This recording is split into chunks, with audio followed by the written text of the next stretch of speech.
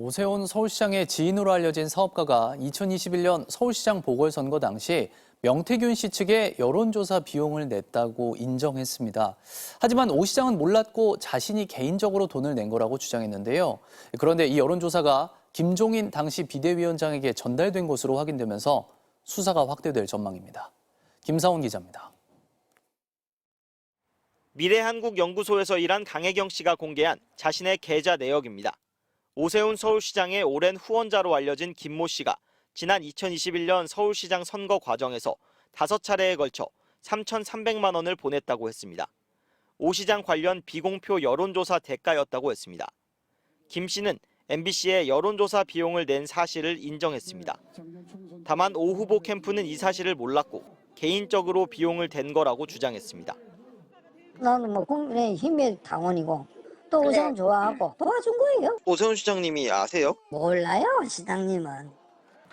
명태균 씨가 이런 말을 했다고 했습니다.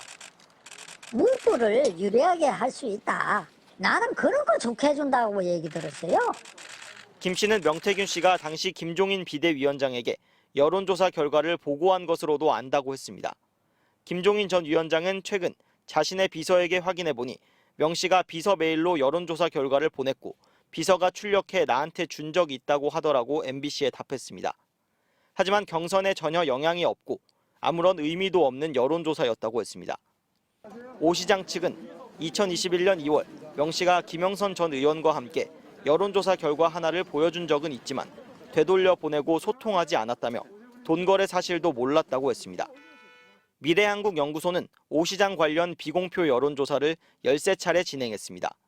김 씨가 낸 돈으로 진행된 조사가 당시 국민의힘을 이끌던 김종인 위원장에게도 보고된 사실도 확인됐습니다. 김 씨가 여론조사 비용을 낸 사실을 당시 오 후보가 알았다면 정치자금법 위반이 될 수 있습니다. 검찰은 오늘 강혜경 씨를 다시 불러 추가 조사를 한 뒤 김 전 위원장과 오 시장 등으로 수사를 확대할 걸로 보입니다. MBC 뉴스 김상훈입니다.